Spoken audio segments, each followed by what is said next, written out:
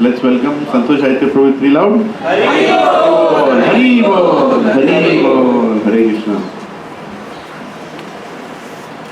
So this is the last verse of Siksastakam, when we have Lalit Mohan Prabhu giving the essence of all the verses in a single go. Hari Bol.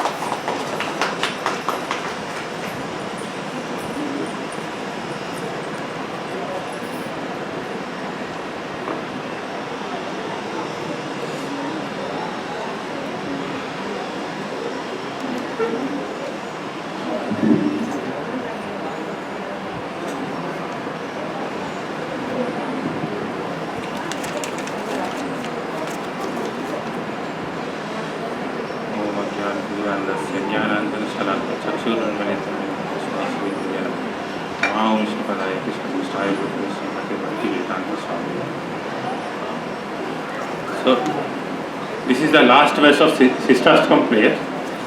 This is 8th verse.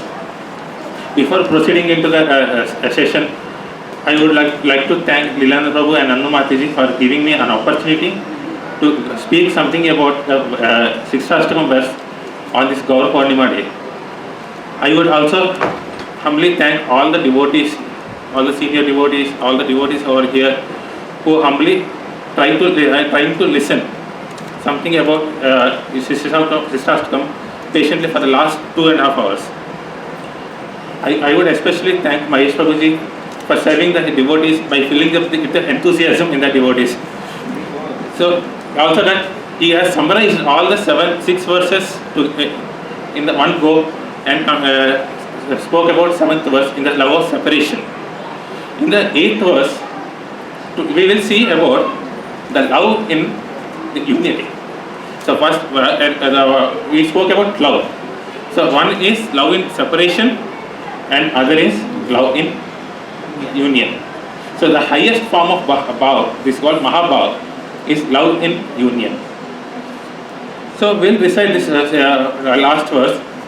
Ashrishya Paradatam Pinastuma Adrashanan Marmahatam Karotuva Yata Tata Va Vidadatu Lampato Matprananatastu Saeva Nahara.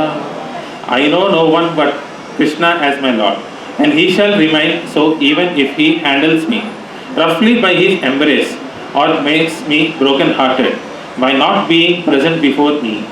He is completely free to do anything and everything, for he is always my worshipful Lord unconditionally. So till now we have seen about the bhakti, and we have talked about the bhakta is important, Bhagavan, bhakta and bhakti.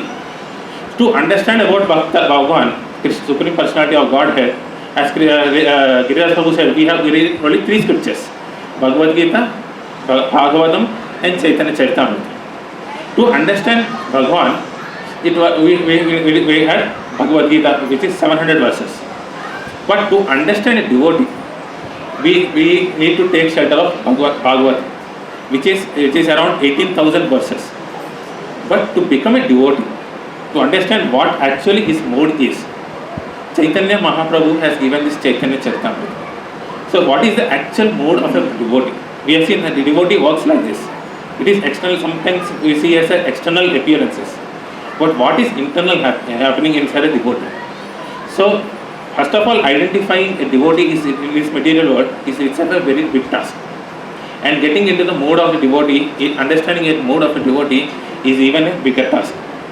So here, even this situation came to Krishna. He wanted to understand what is the mood of a devotee. He wanted to taste the mood of a devotee. What is happiness a devotee takes it. What is it in my field which every devotee is aspiring for. So he wanted to taste his field. So he appeared as Vatapatra Sai, a small kid holding his thumb in his mouth to taste his lotus feet. In the same way, he wanted to understand what is the mood of a devotee. So here, there is no better highest devotee than Srimati Radharani itself. So he took the form of a mood of a Srimati Radharani and appeared in the form of Chaitanya Mahaprabhu. So here, in earlier in Bhagavatam we have seen, Bhagavatam disperses all the Kaitava Dharma, all the irreligious activities are removed by Bhagavatam, and it gives the highest Dharma as Krishna consciousness. So Chaitanya Mahaprabhu condensed the entire Krishna consciousness into 8 verses, and in the 8th verse, he himself transforms into a devotee. We can clearly see it is Srimati Radharani who is speaking about this. So understanding a devotee in our material sense is a difficult task. For me, it is even more difficult task. So with our limited senses and limited knowledge, we cannot describe the mood of a devotee. So how can we understand this 8th verse? So in Bhagavad Gita it is said, Tadviri Panipatena Pariprashnena Sevada Upadeshyanti Te Jnanam Jnaninas Tattvadarshi. Only Tattvadarshis can give us this knowledge. By our own spiritual endeavor, by our endeavor, it is impossible for us to understand the mood of a devotee, especially the mood of a Radharani. So here, though I am unqualified, so I took the verses, I took the information from the senior devotees, acharyas in the parampara, and compiled all these things. Though I may be perfect, the knowledge given by the parampara is the most perfect knowledge. So I try to repeat what they are trying to say to us. In this attempt, if I make any mistake, please forgive me as your servant. So here we should understand what is the mood of a Srimati Radharani here. So here as we all know, Bhagavan Krishna is infinite. We cannot, with material calculations, we cannot identify his breadth, length and everything. He is infinite. He has many devotees. I think here around 50 to 60 devotees are there. In Anek and Brahmandas, there are unlimited material worlds. There are so many devotees. Lakhs, you cannot count how many devotees are there. Krishna has n number of devotees. But for us, he is the only God. He is the only shelter. So we should all remember this. We should be exclusively surrendered unto Krishna only, because he is the only person which we can rely upon, there is no other option for us. That is what Srimati Radharani is expressing through these verses of Siksastakam. So in this verse he says, Radharani is saying, Krishna may embrace us. By lovingly he may embrace us. At the same time, he may keep the devotee aside. He has no affection. As if he has no affection, he puts the devotee aside completely. Like taking a piece of trash and putting in the dustbin. How do we care anything about the trash? Simply we take it and put it in the dustbin. So what does a devotee think when he or she is serving Krishna? We all talked about being a servant. Being a devotee means being a servant of the servant. So what is the qualification of being a servant is being described in this verses by Srimati Radharani. So here one example is, all of you might have heard about Chataka bird. So Chataka, what is this Chataka bird? It is a special kind of bird which only relies on the rainwater. It never drinks water from any tap or any river. It waits for the rain to come and it collects the first water and gets satisfied. It is not satisfied with any other water available. It is continuously looking up towards the sky when this cloud showers. in this context, in this thing, what happens is there will be thunderstorm. So when thunderstorm comes, it pours very suddenly. So when the pouring comes, it may fill the belly of the Chataka bird. It is okay, but sometimes it may overflow that bird. It may overflow. It gets exploded. Sometimes what happens is thunder strikes. When thunder strikes, what happens with a small bird? It burns into pieces. We can never see the ash itself. It is completely extinguished. So when our attitude should be that of Chataka bird.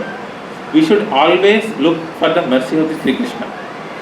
And sometimes when we look after the mercy, sometimes mercy comes in the form of rain. It satisfies us. Sometimes the thunder strikes again in the form of separation. Krishna rejects entire service. All of us doing our some kind of services. So you can see Raju Prabhu is serving water to all of us. Each and every one. One person is decorating the altars. Some other persons are listening. Some persons are doing the Go Seva. We are doing n number of services. Krishna has every choice to reject the service. It is a mood of a service. Actually, we are serving him. So we are doing some service and serving it to Krishna. It is up to Krishna what he does it with it. He may choose to accept it or choose to reject it. We should be ready for rejection as well. Sometimes mercy comes as acceptance. Sometimes mercy comes as rejection. So a servant should be very much ready for getting the chastisement. Even our spiritual masters, sometimes they pat our shoulders, sometimes they chastise for whatever small thing we do. We may expect some nice talk, nice appreciation, but suddenly Guru says it's all a waste of time. Whatever you have done is nonsense. You should not be doing like this. So he completely chastises even in front of all the devotees. So a servant should always be ready for the second treatment as well, for the punishment. That is the actual love which Radharani is speaking about it here. So this is our attitude. So being a servant means we should be ready to get the embrace of Krishna, and we should also be ready to get the thunderbolt from the Krishna. So we do not have any other choice, because only Krishna is our shelter. So no other go. Apart from Krishna, we have no other place to live. So for us, there is no choice. So whether Krishna accepts our service or rejects our service, we should be getting ready. That is the mood of a Goloka. This verse 8 directly points to Goloka. Goloka in sense, one is the spiritual sky and other is among the association of devotees. So even among the devotees we will do service. The same services we will be doing in the Goloka as well. So everywhere we may get the same treatment. Sometimes we will be getting a nice appreciation from our peer devotees. Sometimes when we are serving nicely, none of the devotees will be looking after. Okay, he is doing it. Nobody pays attention. We think that why this Prabhuji is not paying attention to me, why this Mataji is not giving any attention to me. So these things even happen in the association of devotee. This is not negligence or anything. It is a mercy of Krishna coming in that way. So acceptance and rejection are coming in the same way. A devotee, a servant, should always be getting ready to accept the rejection as well. So in this sense, so Krishna, as other devotee has already spoken, Krishna sees the intention which we are doing with the service. It is not the service which we are doing. It is the intention which we are doing as a service. So recently I got a WhatsApp forward where His Holiness Radhanath Maharaj, one devotee was sharing the Leela of Radhanath Swami Maharaj. So there are various devotees who are serving the Maharaj in their capacity. So one day, so all the people were summarizing what they have done in the temple services. So one devotee has come and said, Maharaj, I have cleaned the bathroom entire week. I only cleaned the entire bathroom for the entire week. So Maharaj, what did he say? He didn't give any appreciation. Instead he said, see, this devotee is even taking enjoyment and pride in doing the service of cleaning the bathroom. Such is the tendency of pride. So the devotee was expecting some appreciation, thinking that he is doing the humble service, a menial service like a cleaning a bathroom. But Maharaj and other devotees, if you see other acharyas, they do not think about what kind of service are you doing, with what intention are you doing. So Maharaj said that he is taking pride even in the menial services. So that is not important. So the attitude with which a servant executes his service is what Krishna takes. So even if Krishna rejects it, in what sense the devotee is taking it, that matters the most for the Krishna. So actually in this actually what we are saying is, we are speaking about the highest bhav, which is the mood of Srimati Radharani. In the coming Chaitanya Charitamrita, as I said, is the Antya Leela 20th verse is the last. Almost after this there is nothing. We are into the spiritual world. So there are 13 more verses which Krishnadas Kaviraj Goswami and Srila Prabhupada has arranged and explained in order for us to understand what is the mood of Radharani is here. So we will see one by one the verses which you see. See clearly you can see Ami Krishna Pada Dasi. In the next verse in Chaitanya Charitamrita, Chaitanya Prabhu saying he is a Dasi. So clearly here the mood of Radharani is being expressed out. So he says, I am the maid servant at the lotus feet of Krishna. He is the embodiment of transcendental happiness and mellows. If he likes me, if he likes, he can tightly embrace me and make me feel oneness with him, or by not giving me his audience. He may corrode my mind and body, nevertheless, it is he who is my Lord of my life. So as you know, we can say we cannot imitate the mood of Radharani. But how can we apply in our situations? So we do certain types of services. In our own capacity, we will be serving Krishna and his devotees at our respective levels. So our duty is to humbly serve, not expecting anything in return.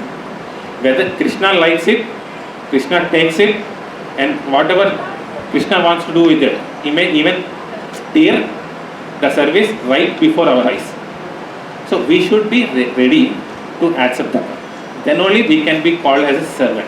Servant has no rights on the results. That is unconditional love. So we say that love, when we love somebody, we expect something in this material world. When we love somebody, we expect something in return. But transcendental love or devotee, Bhagavan's love is unconditional. It is called mercy. So what does unconditional love means? There is no justice at all in that. There is no rules and law. Unconditional means there is no law governing it. You cannot say, I am entitled for this. No. A servant has no right on demanding anything from Krishna. That is unconditional.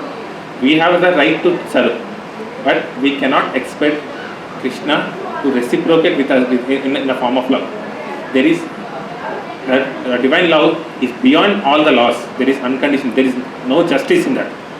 So a devotee, a servant, should be ready for the negligence. For Krishna may even neglect the devotee as well. The servant has no right on the duties. Only he can serve. That's all. That is what the Radharani is. I am a maid servant. If Krishna likes, he may embrace me. If he doesn't like, he may throw me. That is up to his wish. So any service which you are doing is only for one reason, only to please Krishna. That should be our motto. Not that even if you take pleasure in serving ourselves, it is even sense gratification. We cannot take the enjoyment in the service as well.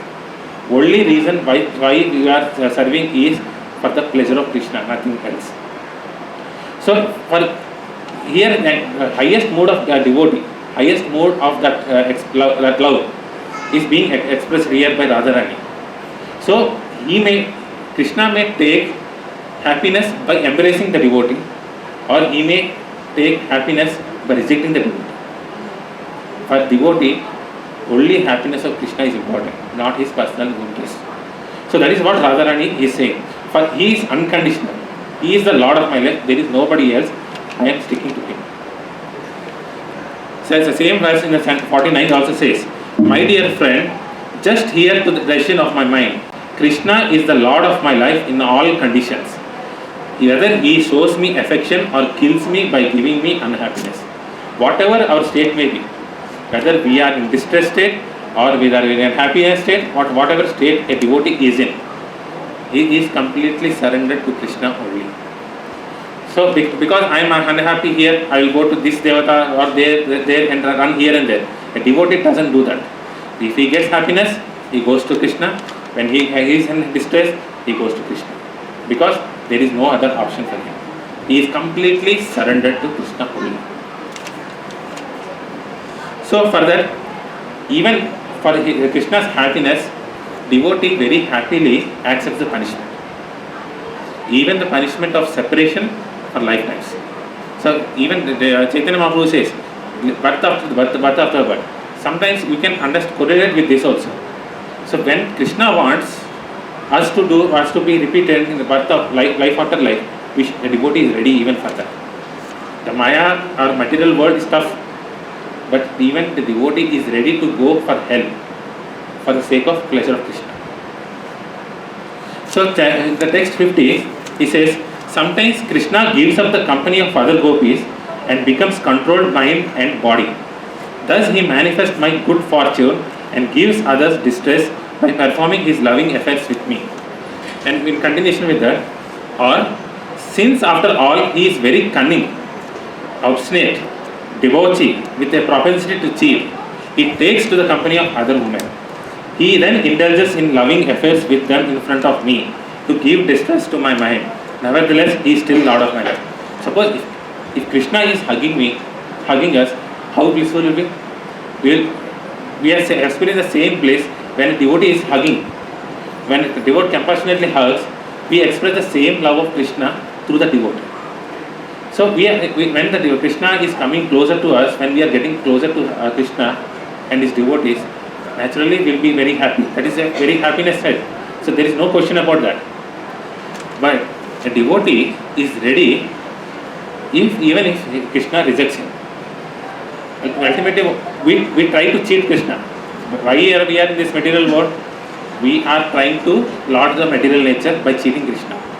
But he is the greatest cheat ever. No, everything comes from him. He is the cause of all causes. The cheating propensity, everything which is there in us, is coming from the same Krishna. He is the reservoir of all the things. So how can we cheat Krishna? It is impossible for us to cheat Krishna. He is the greatest cheater. He is very cunning fellow. So even what happens, he takes the company of other women. So imagine this women Matajis can more relate to. So we may not be able to relate. Matajis or those who have that tendency can easily relate. Consider, right before us, our lover is hugging other person. He is not even noticing our presence. Even in the material life, we can see if the lover is not coming close to her and in front of her, he is hugging the another lover. How much pain she undergoes? What is the nature which she undergoes? But in material mode, she may turn into a violent. But devotee is not like that. Devotee even takes that pain as a mercy of Krishna. If Krishna is happy with that girl, with the other woman, she is even happy to sacrifice her own happiness. Here Radharani is willing to sacrifice her own happiness even if Krishna is taking happiness from other women. Because nobody is more greater cheater than Krishna. He may cheat also. So purposefully he goes to other gopi. Sometimes he comes to Radharani, and sometimes he goes to other gopis. But that is more painful. That pain is even felt by Radharani. but she takes that pain as her own happiness, because ultimately Krishna is in happiness there. He is getting happiness from other gopi which she might not be giving. That is the mood of a Radharani here. That is the mood of a devotee.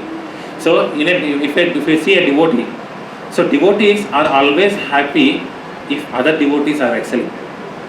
So a devotee never gets envy. So this Prabhuji or this Mataji is excelling in devotional service. Why am I not a devotee? Will not be envious. So instead, they are happy that this devotee is proceeding to Krishna more faster. Krishna is more happy with this devotee than myself. That is the mood of a devotee. So in our life, we can apply it like this.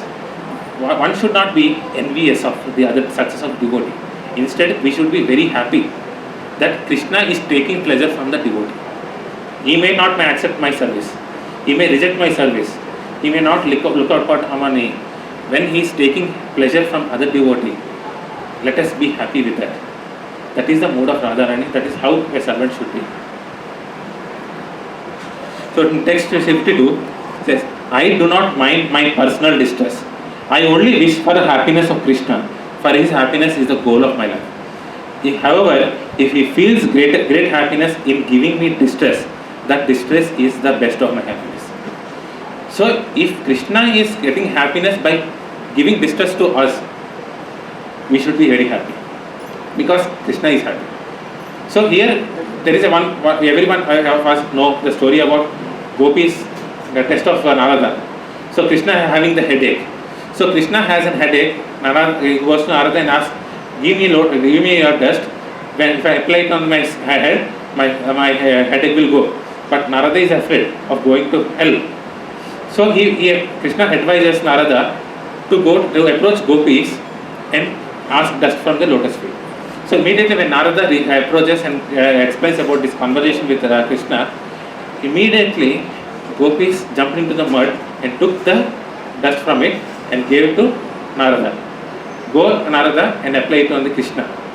So Narada says, what are you doing?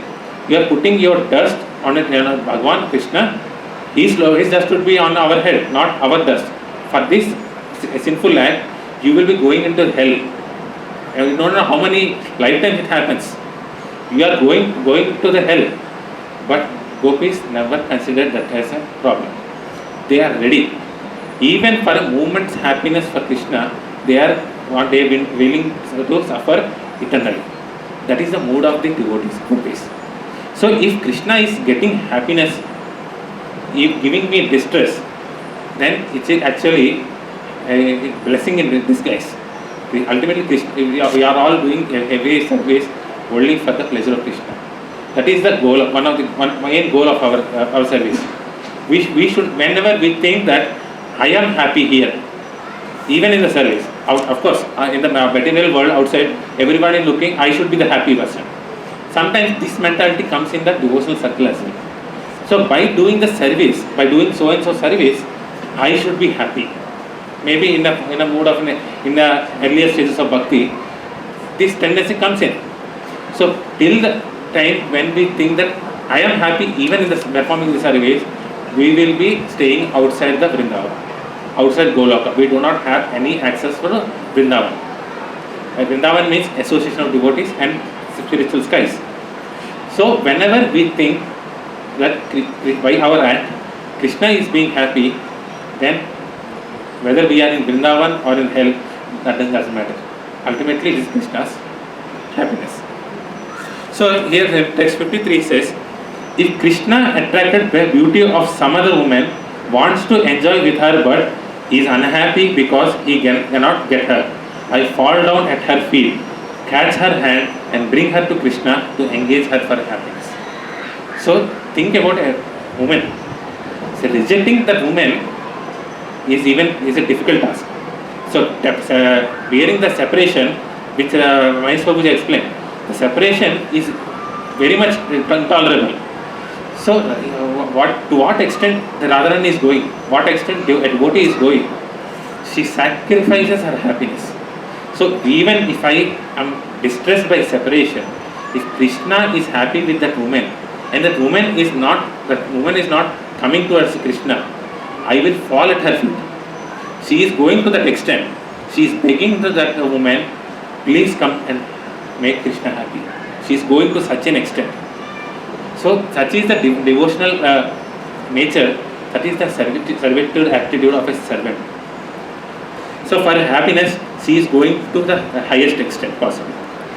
So when a beloved gopi shows symptom of anger towards Krishna, Krishna is very satisfied. Indeed, he is extremely pleased when chastised by such a gopi. So she shows her pride suitably, and Krishna enjoys that attitude. Then she gives up her pride with a little. So this is a transcendental lila happening between the gopis and other devotees with Krishna. So what they are doing, even their chastisement is enjoyable for Krishna. So we can see, we know that Krishna in the earlier days, he used to steal butter from the other gopis' house. Even though Yashoda Mata is preparing so much of butter, he used to go and do all the nonsense and take the curd from there, curd and butter. So what did gopis do? So they used to go to Yashoda and they used to chastise Krishna. Ultimately, Yashoda has chastised by tying him to the mortar. So we know that Damodar Lila. So he takes pleasure from the chastisement of the gopis. Because after chastisement, if the Krishna wants, they will relinquish that pride as well. Sometimes, for temporary, they will exhibit that pride and chastisement for the pleasure of Krishna. Immediately, when Krishna is satisfied, even they are willing to relinquish that chastisement, pride as well. They come back to the normal for the service. But here there is a powerful statement by Prabhupada and Krishna Kaviraj Goswami here. Why does a woman continue to live who knows that Krishna's heart is unhappy, but who still shows her deep anger towards him? So here it is saying that woman knows that Krishna is unhappy, but still showing anger. By her anger, Krishna is not at all pleased. By our service or by our behavior, Krishna is not pleased, not satisfied.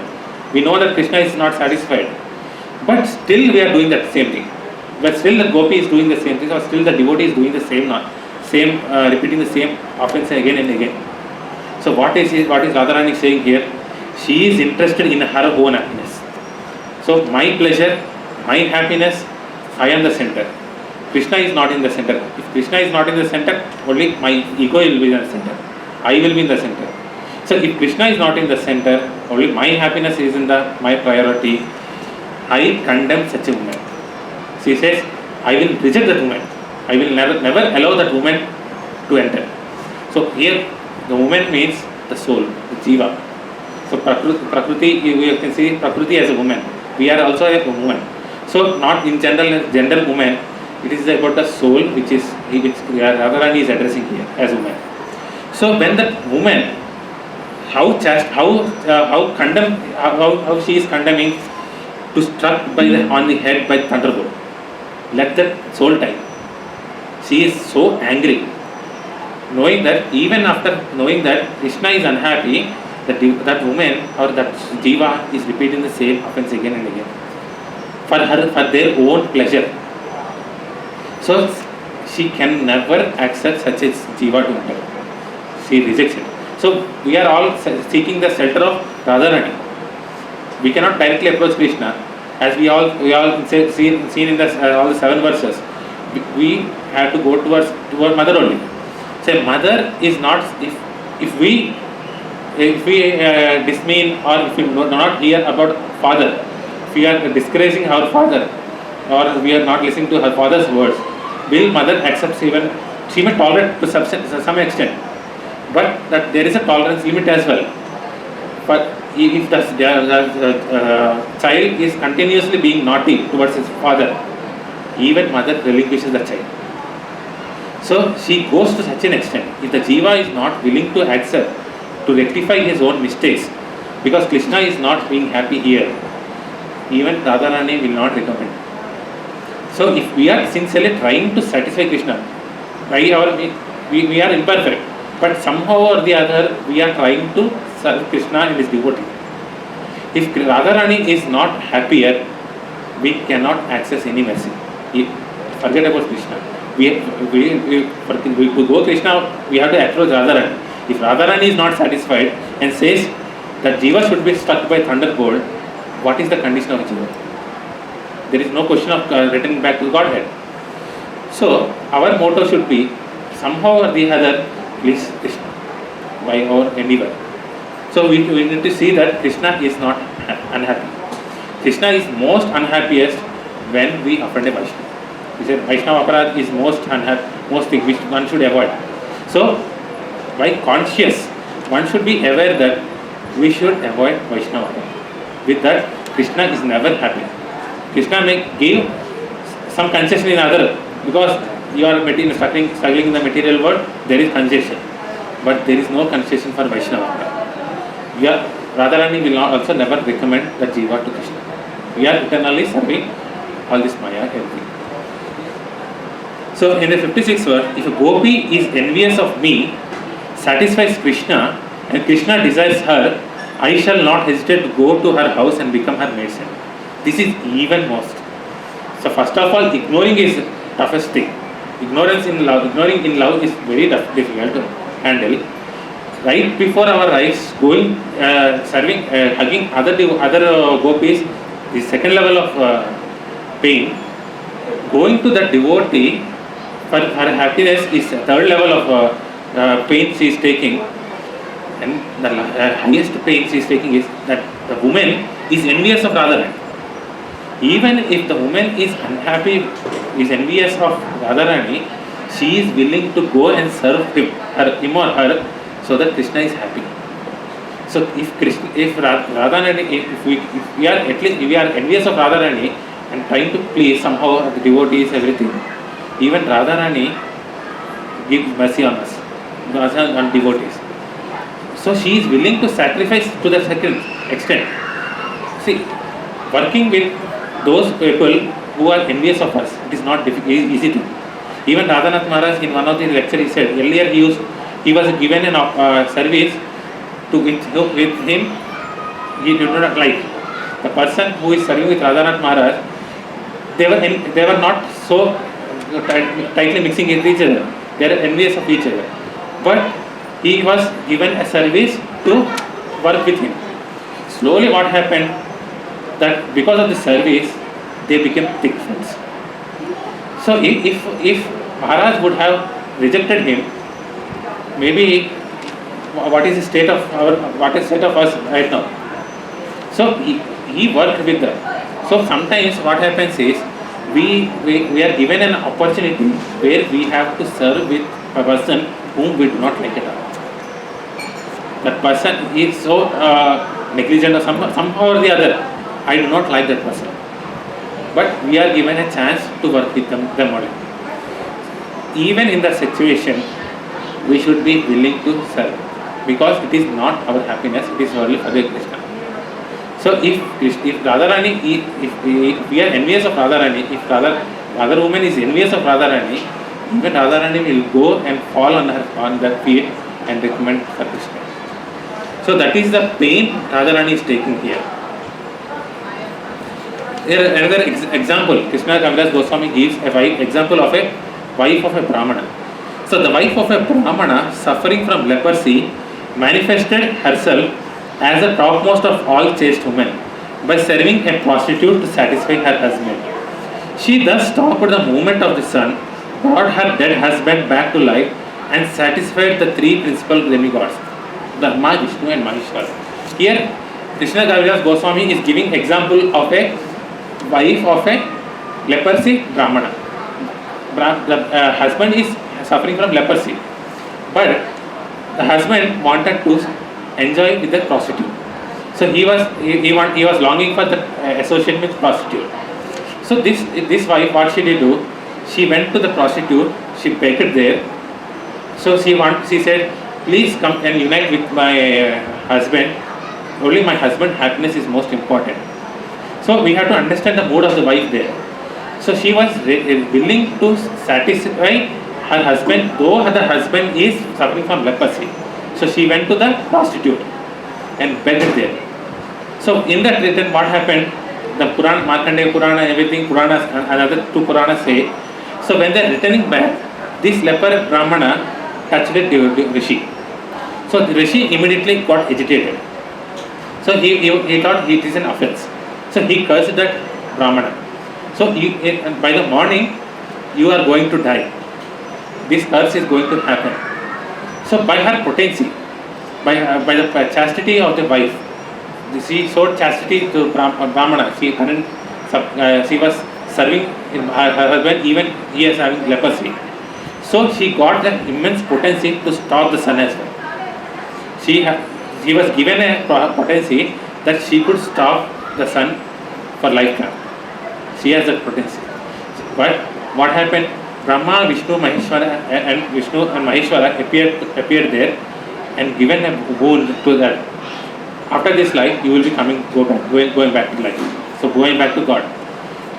So don't stop the movement of the sun. You are going to get the highest success.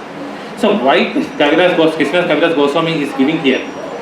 That here we should understand the mood of the wife. She is being the chaste. She has only surrendered for her husband. She wanted to make her husband satisfied even at any cost.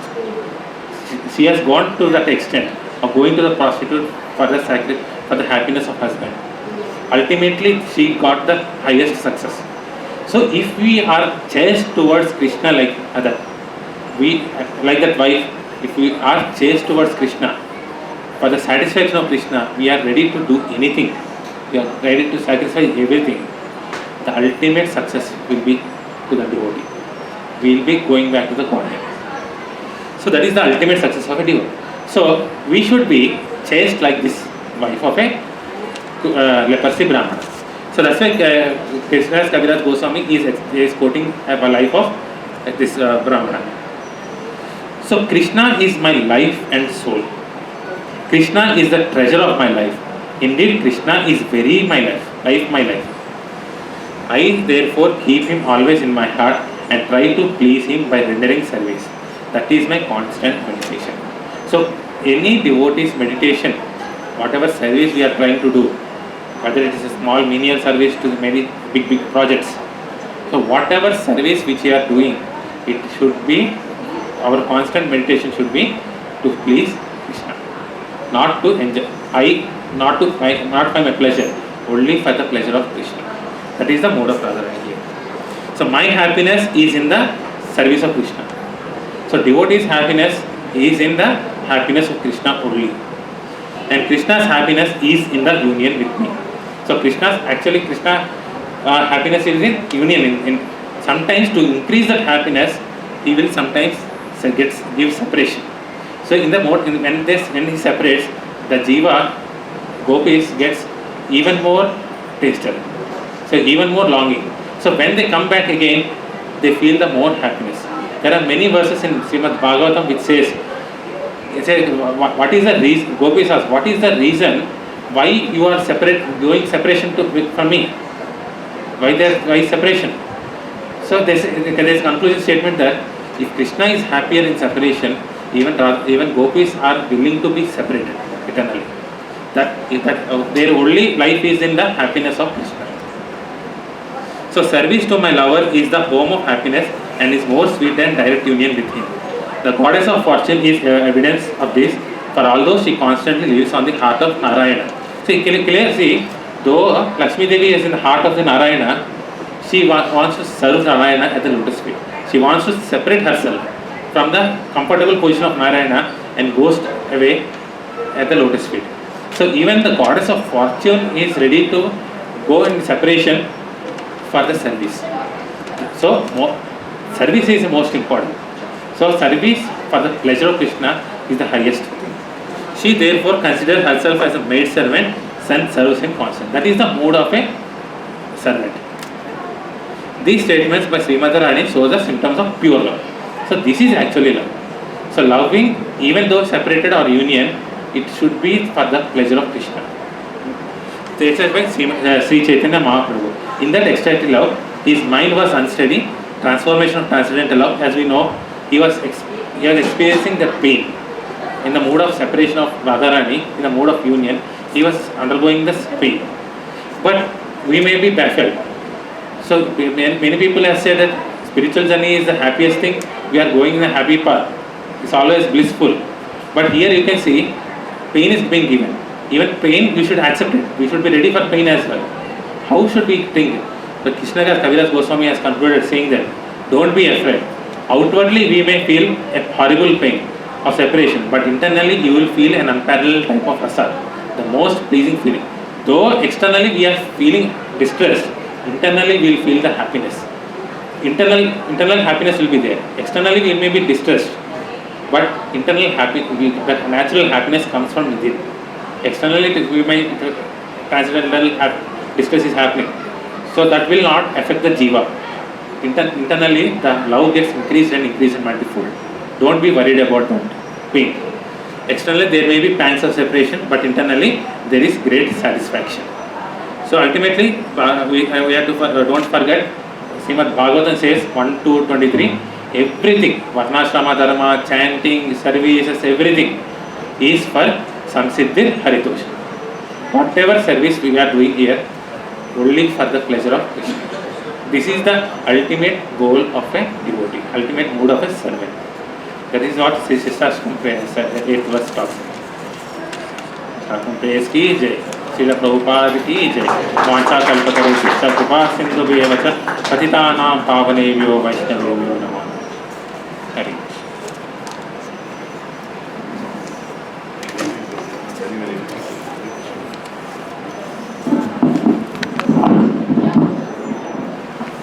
Let's thank Santosh Aditya Prabhuji loud. You can see how much love for Krishna is got seated in his heart. So he has chosen the right verses from Chaitanya Charitamrita. Every verse is I was thinking we should have more posters of all those verses everywhere. Thank you, Prabhu. Thank you, Prabhu. Relating such beautifully so many verses for the one verse. Hare Krishna. May I request Lalit Mohan Prabhu to please come and give a conclusion to what we started.